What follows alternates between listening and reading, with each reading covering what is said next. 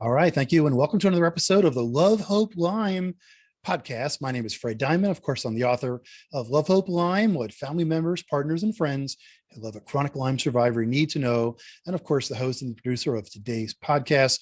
You can find the book on Amazon. I've also made the e-version of the book, Jessica. I've made it free for chronic Lyme survivors.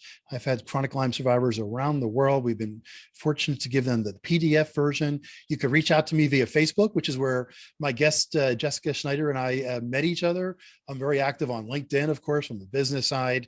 You could also go to freddiamond.com, and there's probably a way to reach out to me there as well. So when I wrote the book, Love, Hope, Lyme, I met some amazing people in the Lyme community, doctors, medical practitioners, charity directors, just people, and they've helped me understand what living with Lyme is all about. And on the podcast, I've invited them to share their insights into how you can support those you love. And also, if you're a chronic Lyme survivor, Jessica, a lot of people have said that the podcast has helped them understand how to communicate to their support system, people that they love, that love them, on how they needed to be supported and would like to have been supported. We transcribe every episode. You can find all the back episodes at freddiamond.com and click on the Love, Hope, Lyme button. All right, so let's get started today. My guest is Jessica Snajder from Partner in Lyme. And I wrote an article, many people know this, in LymeDisease.org about how to be a supportive partner. You saw it. We reached out, we've become friends. You do some amazing things for people in the Lyme community. Tell us a little bit about Partner in Lyme. Tell us a little bit about your story and what you do. Sure. Thank you for inviting me. This is a really exciting opportunity to partner with you to spread this message of how do we share hope in this community. And I have a really unique role in this. Not only am I the founder of a nonprofit here in Connecticut, I wear three hats. I'm a nonprofit founder, so I hear stories from people, lots of people in Connecticut, but really people from around the country, sometimes in other countries, sharing their experiences with me. I founded Partner in Lyme based on the experience that my oldest daughter had with her diagnosis, what led up to Lyme, the complications of treating Lyme, the financial aspects of treating Lyme. And I felt that something good had to come out of our family experience, and Partner in Lyme was born through that. Since our inception in 2020, I have also become a patient. So I was diagnosed with Lyme this past summer in June and have been in treatment myself. So it has evolved from my daughter to a nonprofit to now a family experience. So I have lots of different perspectives to share on this topic. But Partner in Lyme was really born out of that desire to make something good come out of a really bad situation. And our mission, Our mission is to carry the burden of Lyme, and our primary way of doing that is to give financial support to residents of Connecticut who are in treatment for tick-borne disease, and we give them $1,000 to spend on anything that falls under the wellness umbrella, anything that helps them move forward in healing in their body, in their spirit, in their soul, whatever they need to do to move forward in healing, we support them in that process. So you're doing some amazing work. Again, we have listeners all over the globe. You said you're in Connecticut. Of course, the disease is called Lyme, which is named after a city in Connecticut where a lot of the Lyme cases were first discovered. What is the Lyme? What does the community seem like in Connecticut? Does everybody understand Lyme?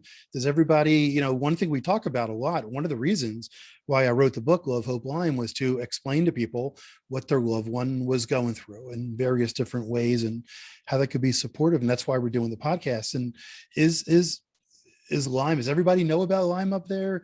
Is it treated the same? Is it still kind of mysterious?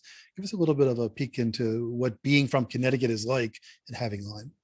You would think that being in the epicenter of where this disease, like you said, got its name, where it kind of spread from, that we should be the leaders in this, in education, in treatment, in innovative research. We should be so much further ahead than where we are. But sadly, we're not.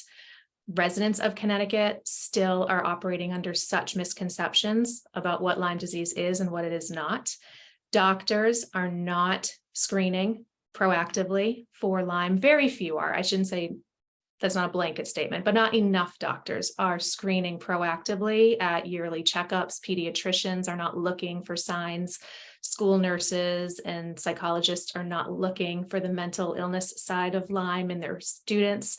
So no, there's a lot of misconceptions. There's a lot of missed opportunity to catch people early on in treatment. And it's very hard to find a doctor to work with. And it's incredibly hard here, particularly in the New York metro area, to afford a doctor to work with. Yeah, that's a whole separate topic, the cost of dealing with Lyme. So I have a couple questions for you. So Jessica, what are 3 things that family members, partners, and friends need to know about what their loved one is going through? Sure. I think when I was reflecting on this, it's a process. Mm. Anyone that you know in your life, whether it's someone in your immediate circle of influence or a coworker or just a friend, no matter who that person is, they need emotional support.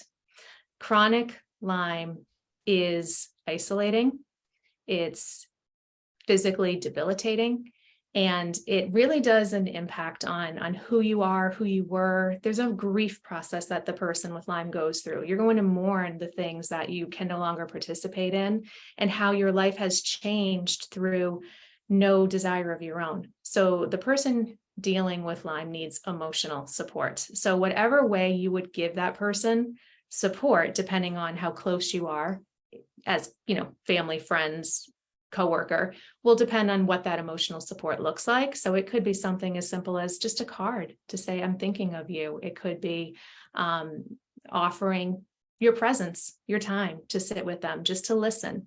So emotional support, I think, is the number one thing that people with Lyme seek, and probably the number one thing that they're not receiving enough of. Secondly, physical support. I think based on my own family experience, we have all been affected by Lyme differently in terms of how it has affected our bodies. One of us has had more neurological issues, is impacted in driving and limitations with not being able to drive. Someone else has mobility issues. And so that has led at times to wheelchair use, at times to spending days on the couch until a flare passes. For myself, it was a little bit of both with memory issues that, it was funny because my family really thought I was multitasking or maybe on my phone when they were speaking to me. And I would say, I don't remember you saying that. And they would say, Mom, I just told you that. And they would get frustrated with me. But once they realized that this isn't me not paying attention, this is my mind being affected by a bacteria, then it was easier to say, all right, I'll repeat that for you. Or I won't get aggravated if I think that you're just not listening to me. So depending on how Lyme is affecting that person could affect how you support them physically. So it could just be, if they're not able to do something, again, offering your presence. So all of these things kind of overlap a little bit. Offering to drive someone if they're not having a good mobility day, offering to do things like grocery shop, childcare, make a meal, anything that helps reduce the physicality of dealing with life when you're not feeling well. And thirdly, financial support. Unless you are truly a wealthy individual with a lot of disposable income, it's almost impossible to do all the things that you would like to do and that your doctor may advise you to do, because people do not realize that chronic Lyme has no insurance coverage outside of your routine labs and your basic antibiotics. Every other protocol, whether it's a protocol like Cowden or Rawls or your own Lyme doctors taking of different things and putting together their own protocol, herbs, supplements are incredibly expensive and they are not covered. Things like acupuncture, craniosacral, massage therapy, physical therapy sometimes is covered. Most of the time it's not. Those things all add up. And the initial cost to even get in the door of a Lyme doctor, because not all doctors will treat Lyme. People don't understand you just cannot go to your primary care physician for chronic Lyme. You have to find a doctor who has agreed to step outside the boundaries of what the government has said is allowable to treat Lyme, which is only 2 or 3 weeks of antibiotics. Anything past that, and the doctors say, nope, I can't help you. You have to find someone else. Those doctors don't take insurance. And there are doctors in this state that charge around $2,000, sometimes more than $2,000 for the first visit. And in my experience, it's very rare to walk out of a follow-up visit without spending $200 to $300, sometimes $400 on the doctor visit, and then another $400 or $500 on all of your herbs and supplements. So you're talking thousands of dollars. It's estimated that the average patient spends about $50,000 out of pocket a year if they can. Now, most people can't do that. So therefore, they're not getting the treatment that they need, which means they need even more emotional support and even more physical support because their bodies are not getting what they need to heal. Yeah. So you touched on a whole bunch of different things. I just want to ask one question. You mentioned a child had Lyme disease and then you contracted Lyme disease, correct? Yes. So how did that, when you now had Lyme disease, you were diagnosed with it, how did that change how you viewed supporting your child? Were there monumental things that had occurred to you, new things that you didn't even think about now that you could experience what the disease did? That's a great question. I have been in this for years now. So my oldest daughter was diagnosed in 2018 after seeing 10 doctors and struggling for about a year and a half up to that point to figure out what was wrong with her. And that affected her senior year of high school into college. So there was a lot of support that had to be given just to get her to finish school. I was driving her to college, waiting for her to finish her classes, driving her home. So my role as a caregiver was deeply entrenched in her day-to-day life. So I had the benefit, I guess, of understanding this disease deeply before I came to my own diagnosis. I came to my own diagnosis actually through COVID. I caught COVID in December of 2021, and I just didn't get all the way better. So I was one of those classic long COVID cases. But because I knew enough about Lyme, I knew that, well, hey, it's really not normal that my joints are hurting.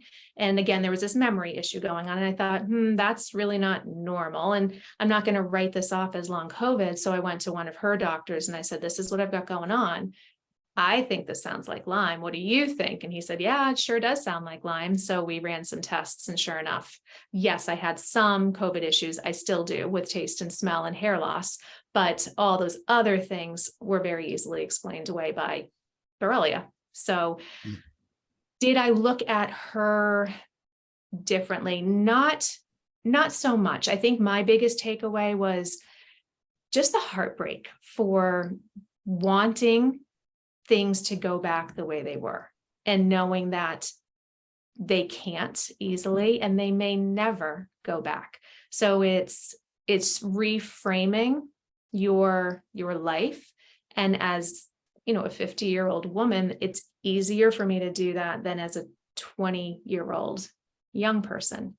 So my heart just broke a bit more for her when I realized how significantly this takes a toll on your mental health, the joy, looking for joy, trying to experience joy in a different way. Yeah. We're talking again today with Jessica Snajder, partner in Lyme. You've spoken to a lot of people. And again, I became aware of you in the early stages of my journey, in the summer of 2021 and, just met you on Facebook and followed. And I know that you communicate and deal with so many people in the Lyme world. What are some things that people shouldn't be doing? What are some things that you've seen that maybe they were done with the right intentions, but definitely weren't really as effective as the caregiver might have thought that they were? I think it's just taking care in your words to avoid overgeneralizations. It seems when you share that I have Lyme, inevitably someone will say to you, oh, so-and-so had Lyme and they did X, Y, and Z, and they're better. They're fine. It's no big deal. It's a big deal. And so there's, again, a lot of misconceptions about how to treat Lyme and how not to treat Lyme. So when you share these anecdotal stories of someone's friend of a friend of a friend, it's not received well. Something that's so simple that just popped into my mind that is such a pet peeve in the Lyme population is don't call it Lyme's disease. And we understand why. It's from Lyme, Connecticut. So it's easy to Lyme's or Parkinson's or Alzheimer's. We get that, but it is not a brand new disease. Like, it's been around a long time. So trying to understand to call it Lyme disease, that goes a long way, because at least you're identifying with what their diagnosis is correctly. And then my biggest thing is try in the not minimizing it, try to think of it as if this person in your life was diagnosed with cancer. How would you respond to that? Just cut off cancer and put in Lyme, because the similarities between those two diseases are very strong, and the quality of life for someone with Lyme consistently rates lower than someone who has been diagnosed with cancer. Yeah. So try to reframe it. If you would do something for someone with cancer, do it for someone with Lyme.